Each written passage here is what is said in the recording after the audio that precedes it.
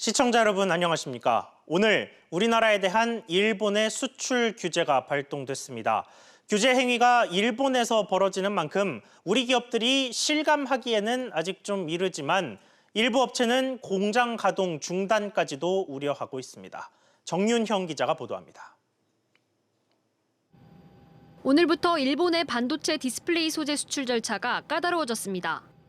그동안 일본 업체들은 한국으로 소재를 수출할 때 정부의 허가를 한 번만 받으면 3년간은 추가로 허가를 받지 않았습니다. 하지만 이제는 개별 제품을 수출할 때마다 당국의 승인 절차를 거쳐야 합니다. 우리 업체들은 일본의 허가가 늦어질 경우 제품 생산에 차질을 빚을 것을 우려합니다. 아직까지 우리 업체들은 규제를 실감하지 못하고 있습니다. 오더를 우리가 하면은 결국 심사는 일본이 받는 거잖아요. 그래서 우리가 지금 아직 느끼는 체감적인 어떤 그런 거는 뭐 없어요. 구체적으로는 저희도 뭐 전달받은 건 없고요. 하지만 국내 업체의 일본 소재에 대한 의존도가 최대 90%를 넘는 만큼 규제가 장기화될 경우 공장 가동을 중단할 수 있다는 전망도 나옵니다. 체력이 약한 중소기업들은 직격탄을 피하기 어려울 것으로 보입니다.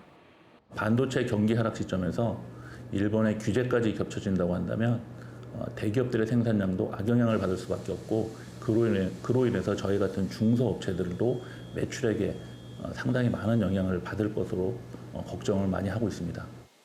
일본의 제재가 발동되면서 우리 산업계의 우려가 점점 현실로 다가오고 있습니다. SBS CNBC 정윤영입니다. 보신 것처럼 일본의 제재가 현실화되자 우리 정부의 입장에도 변화가 감지되고 있습니다. 경제사령탑인 홍남기 경제부총리 겸 기획재정부 장관은 직접 나서서 단호한 대응 원칙을 내놨습니다. 정부 반응은 권세욱 기자가 정리했습니다. 홍남기 경제부총리는 일본의 수출 규제가 명백한 경제 보복이라고 분명히 했습니다. 일본이 규제를 철회하지 않는다면 상응한 조치를 반드시 마련하겠다고 강조했습니다. 제가 오늘 여러 가지 말씀을 드렸기 때문에 오늘은 양해를 해주십시오. 제가 오늘 많은 말씀을 드렸습니다. 홍 부총리는 또 우리 기업의 피해를 줄이기 위한 예산이 국회의 추가 경정 예산안 심의에서 논의될 수 있음을 내비쳤습니다. 통상정책의 컨트롤 타워인 통상교섭본부도 대응에 나섰습니다. 일본의 조치가 바세나르 체제 기본 지침을 위배하고 있다는 점을 지적했습니다. 수출 규제가 세계무역기구 WTO 협정 위반이 아니라고 한 아베 신조 일본 총리의 주장을 반박한 겁니다. 한번 일본의 조치는 한국만을 특정하여 선량한 의도의 양국 민간 기업 간 거래를 제한하는 것으로 바세나르 체제의 기본 지침에 위배됩니다. 청와대 국가안전보장회의 NSC 상임위원회는 일본의 수출 규제 조치를 WTO의 규범과 국제법을 명백히 위반한 정치적 보복 성격으로 규정했습니다. 일본의 성공으로 시작된 한일 간 대결이 전면전 양상으로 치닫고 있습니다. SBS CNBC 권석입니다. 그렇다면 우리 정부는 맞불 카드로 어떤 걸 꺼내 들까요? 우선 관광 분야 제한이 유력한 첫 타자로 꼽힙니다. 안지혜 기자가 보도합니다. 산업통상자원부 대변인 역시 눈에는 눈, 이에는 이 대응 방침을 분명히 했습니다. 산업부에서도 이제 소재 부품 어떤 단기 수급 대책이라든지 그런 측면들을 이제 검토를 하는 거죠. 일단 기업 지원이라는 측면에서 도우는 것과 일본의 또 대응을 하는 측면과 WTO 제소 등을 포함한 통상적인 대응 등을 포함해가지고 일본이 비자 발급 강화 등 추가 조치를 검토하는 것 같이 우리도 관광처럼 비관세 분야에서 대응할 수 있다는 뜻으로 해석됩니다. 관광카드는 일본 국민을 직접 자극하는 방아쇠가 될 수 있습니다. 관광 규제라고 하는 거는 다른 산업적인 규제보다 소비자가 직접 체감하는 규제가 될 수 있고요. 관광객들이 현지에 가서 소비하는 거는 직접 그 소비재 하고 맞닿아 있어요. 지난 한 해 한국을 찾은 일본인은 295만 명. 올해는 역대 최다인 353만 명으로 전망되는 상황이라 파급은 더 클 수 있습니다. 문제는 일본 역시 관광 제한 카드로 대응할 경우입니다. 지난해 한국을 찾은 일본인 규모는 같은 기간 일본을 찾은 한국인 규모의 40% 수준. 일부에서는 관광 외에도 수산물 수입과 수출 제한 등의 이야기도 나오고 있습니다. 하지만 우리 업계의 예상 피해도 만만치 않아서 현실화될 경우 논란이 예상됩니다. SBS CNBC 안지혜입니다. 일본 역시도 제재를 확대할 가능성이 있습니다.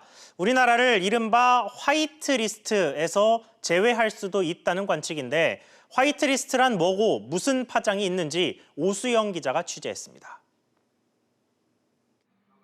일본 경제산업성은 수출 우대국 대상인 화이트리스트에서 우리나라를 제외하는 안도 이달 말까지 검토 중입니다. 배제될 경우 우리 입장에서는 1,100여 개 품목 수입이 어려워질 수 있습니다. 반도체 디스플레이 업체들의 피해가 다양한 영역으로 확산되고 규모도 커질 수 있습니다. 샘플을 제작한다든지 이럴 때 이제 원재료의 확보라든지 일정이 좀 길어질 수 있는 시장이나 이런 쪽을 놓칠 수 있는 마이너스적인 반도체라는 업계가 시장이나 이런 데 적시적소에 딱 들어가야지만 제작해서 이제 진행이 될 텐데 그런 게 늦어지면 전체적인 게 다 지연이 되고. 일본 정부가 웨이퍼, 블랭크 마스크 등 대일 의존도가 높은 반도체 소재에 추가 규제를 적용할 수 있다는 전망도 나왔습니다. 자동차나 배터리 소재는 규제가 강화되더라도 생산 차질은 없다는 게 업계 목소리입니다. 기존에 일본에서 수입해오던 일부 소재 부품들은 국산화 이미 한 사례가 많고요. 남아있는 지금 일부 소재 부품 같은 경우에도 나중에 유럽이나 다른 데로 공급 다변화해서 해결 가능하고 또 이제 국산화 추진하는 부분도 있고 해가지고 지금 당장에 큰 차질이 있는 부분은 없더라고요. 배터리를 구성하는 물질들 분리막은 자체 생산해서 공급하고 있습니다.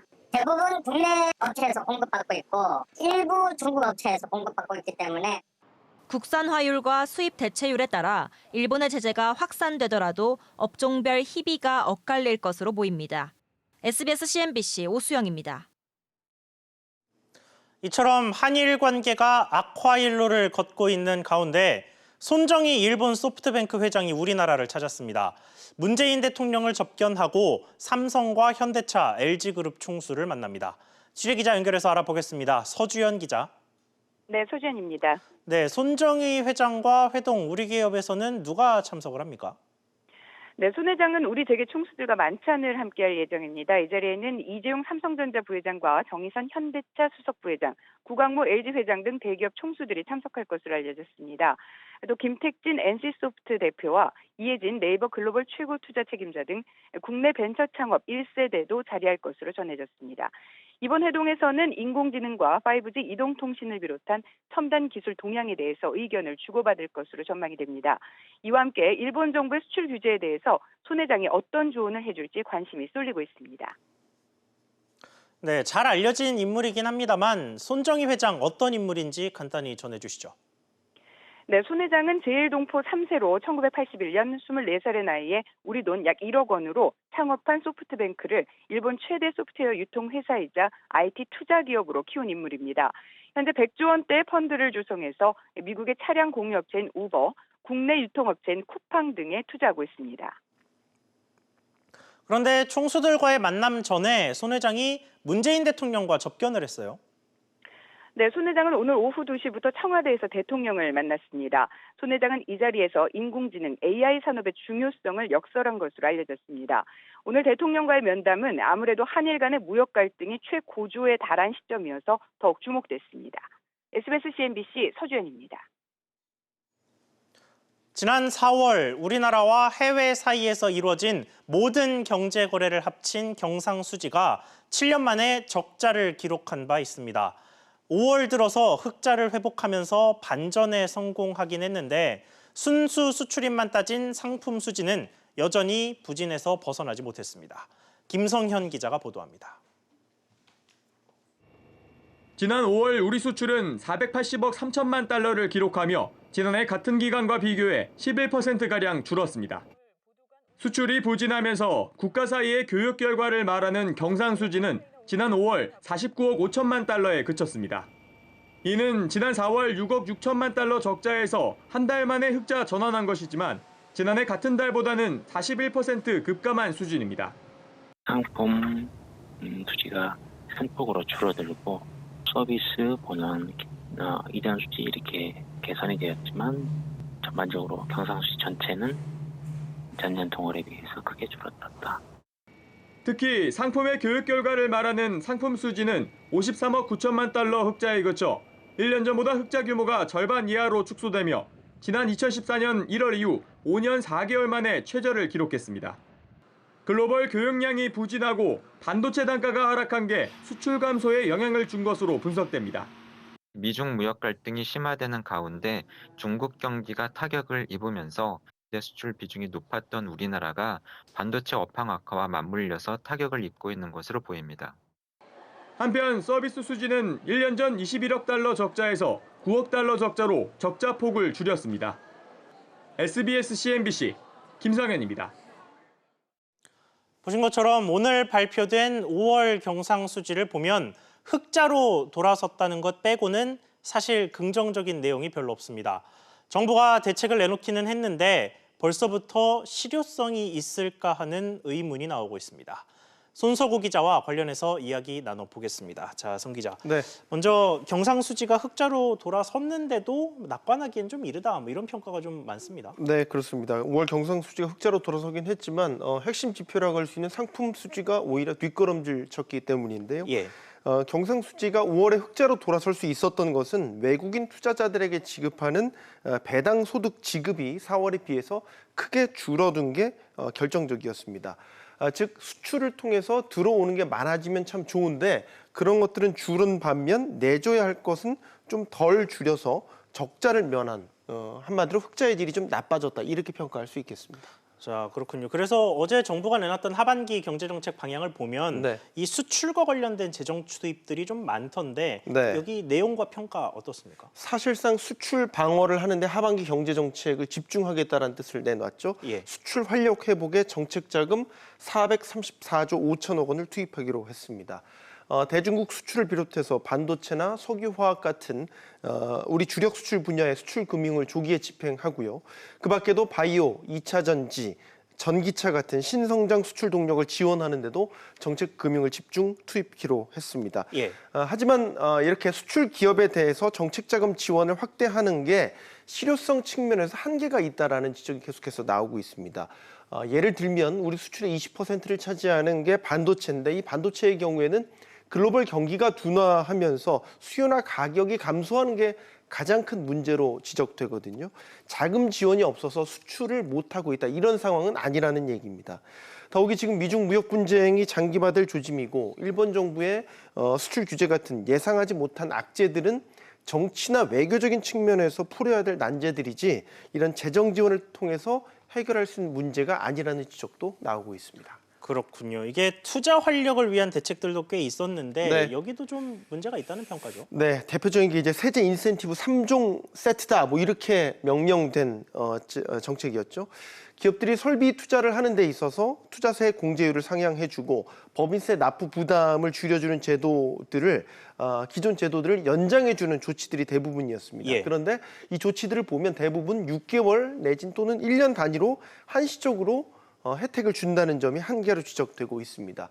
설비 투자라는 게 단기간에 끝나는 게 아니기 때문에 이 정도 세제 혜택을 가지고는 기업들의 투자를 끌어내기는 어려울 것이다. 이런 얘기가 나오고 있습니다. 세제 인센티브를 통한 이 경기 부양 효과를 추산해 보니까 최대 6천억 원 정도로 추산이 되는데요. 예. 정부가 하반기 경제정책 방향에서 회심의 카드라고 꺼내놨는데 회심의 카드라고 보기에는 강도가 다소 약하다. 이런 평가가 나오고 있습니다. 그렇군요. 송 기자 잘 들었습니다.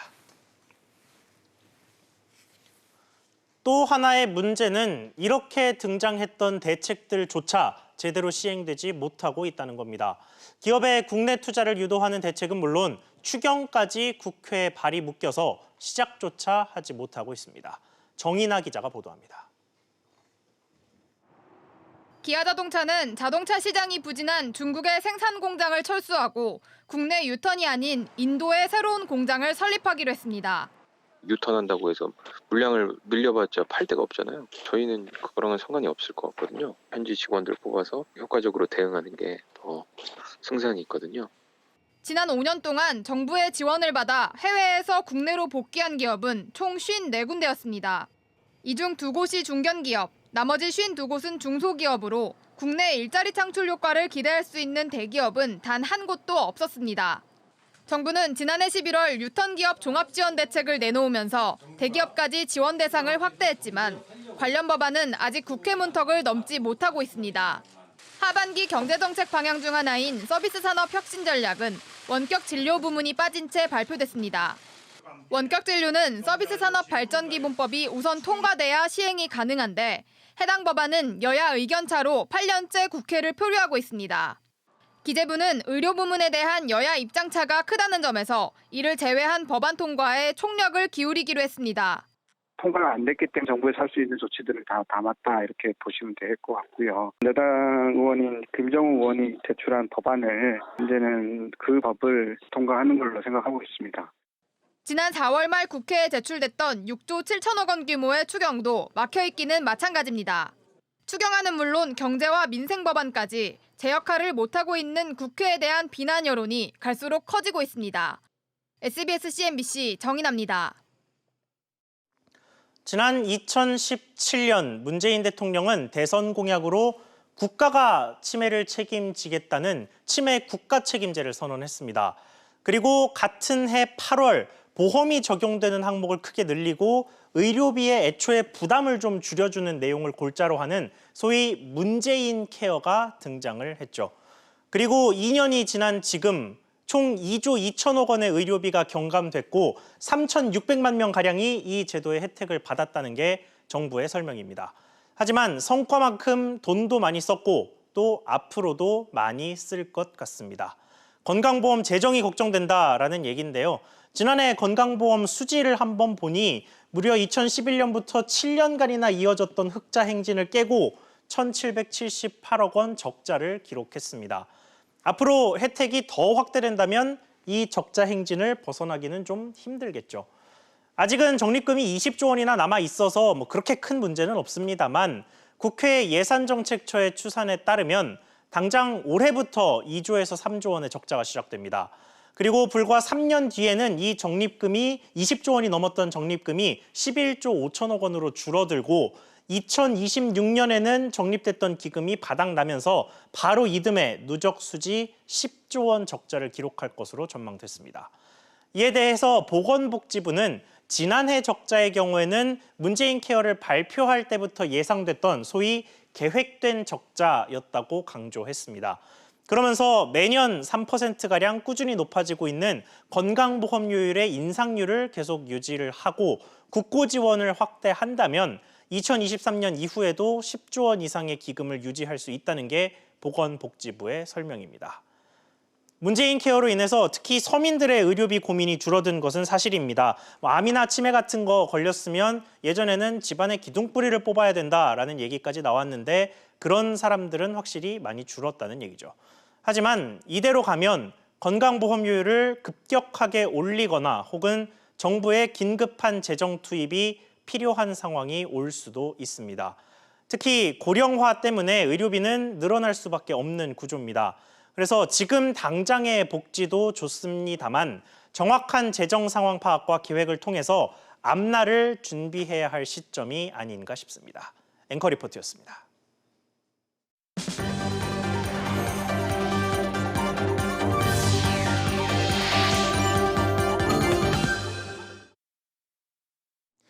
우리나라가 세계 최초로 5G 무선 통신을 상용화한 지 석 달이 지났습니다. SBS CNBC가 주최한 5G 포럼에서 5G의 현재와 미래를 짚어봤습니다. 보도에 정지환 기자입니다. 5G 통신망을 활용한 야구 중계입니다. 기존의 중계와 달리 경기장의 보고 싶은 부분을 선택하고 장면을 여러 각도에서 볼 수 있습니다. 통신망의 속도가 최대 20배까지 늘어난 5G 기술 덕분입니다. 이런 컨텐츠가 앞으로 교육이라든지 좀 더 우리 고객들에게 실질적으로 좀 더 도움이 되는 이런 컨텐츠로 장르를 다양화해 나갈 예정이고요. 자율주행차는 5G 통신망을 이용해 도로의 정보를 받아 상황을 판단하고 앞뒤 차량과 정보를 교환합니다. 앞으로는 여기서 생활 공간도 될 거고 사무 공간으로도 바뀔 겁니다. 차에서 주무시는 거, 그다음에 차에서 이렇게 신문 보고 계신 거. 5G는 산업 현장도 바꿔가고 있습니다. 무선으로 설비를 조작해 효율을 높이고 공장 구석구석을 모니터링해 더 안전한 일터를 만듭니다. 발전소에 2인 1조로 반드시 들어가야 되는데 이런데 사실 사람 구하기 어려워요. 이런데 차고 가면 360도 다 보고 관제하면 단지 더 빠른 인터넷이 아닌 일상과 일터의 변화, 5G와 함께 찾아오고 있습니다. SBS CNBC 정주환입니다. 올 여름은 지난해보다는 좀 덜 더울 것이라는 기상청의 예상이 나왔습니다. 이에 따라서 정부는 전력 수급도 안정적일 것으로 전망했습니다. 김현우 기자가 전해드립니다. 기상청은 이번 여름이 111년 만에 폭염이 왔던 지난해보다 덥지 않을 것으로 전망했습니다. 이를 바탕으로 정부는 이번 여름 최대 전력 수요를 8,950만 킬로와트 내외로 잡았습니다. 지난해 최대 전력 수요보다 300만 킬로와트 적은 수준입니다. 정부는 전력 수요가 감소하는 만큼 한국전력의 여름 요금 할인 부담도 줄 것으로 기대했습니다. 올해는 작년보다 폭염 일수가 적을 것으로 전망됩니다. 그러면 한전의 부담은 다소 줄어들 것입니다. 그렇다 해도 한전에 대한 정부의 지원에는 변함이 없을 것입니다. 전력 공급은 9,833만 킬로와트까지 가능해 피크 시기에도 880만 킬로와트 정도의 여유가 있다고 전망했습니다. 예상하지 못한 더위에도 안정적인 전력 공급을 위해 900만 킬로와트를 예비로 확보하는 계획도 세웠습니다. 또 정전과 고장 사태를 막기 위해 다음 주부터 아파트 노후 변압기 교체, 송 배전 설비 점검을 지원하기로 했습니다. 에너지 빈곤층 60만 가구에는 에너지 바우처로 평균 7,000원 정도를 지급할 예정입니다. SBS CNBC 김현우입니다.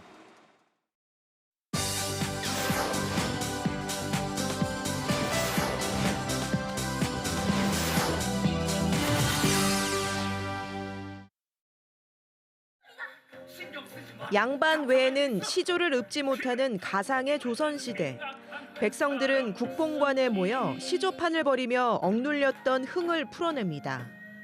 태산 같은 일을 마치고 여기 모여 시조한다는 사람은 다 아는 이곳. 분위기 타고 점점 흥은 올라가는데 불합리한 신분제도를 꼬집듯 양반을 풍자하면서 자유분방한 새로운 조선을 향한 의지를 다집니다. 수염은 길게 빼고 상투를 꽉 조여 눈썹은 8팔자 우아한 팔자걸음 모두가 안 된다고 고개 져도 앞으로 나가리. 가상의 조선시대를 배경으로 자유를 갈망하는 백성들의 당당한 외침을 유쾌하게 그렸습니다.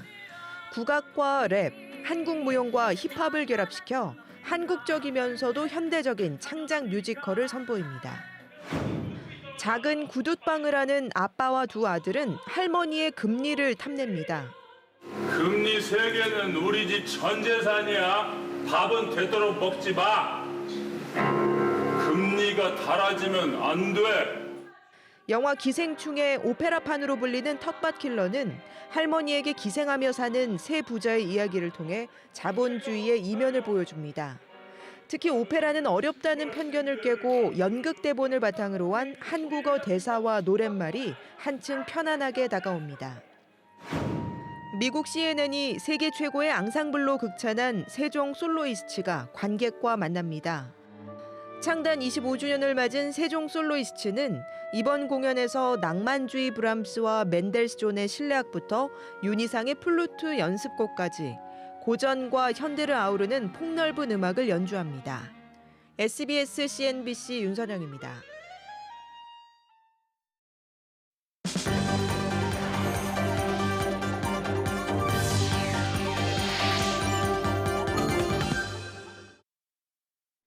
내년 5월부터는 100세대를 넘는 공동주택은 모두 관리비 명세를 의무적으로 공개해야 합니다. 국토교통부는 이 같은 내용의 공동주택관리법 시행령과 시행규칙 개정안을 입법 예고했습니다. 지금까지는 300세대 이상 공동주택이나 승강기가 설치된 150세대 이상 공동주택, 또 150세대 이상 주상복합 건물만 이 의무가 부과됐습니다.